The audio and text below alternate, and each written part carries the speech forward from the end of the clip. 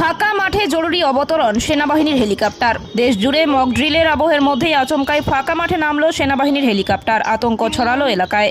ঘটনাটি রাজগঞ্জের বিন্নাগুড়ি গ্রাম পঞ্চায়েতের শাহুডাঙ্গি সংলগ্ন ঠাকুরনগর এলাকায়। জানা গিয়েছে, সেনাবাহিনীর হেলিকপ্টারটি যান্ত্রিক ত্রুটির কারণে জরুরি অবতরণ করে।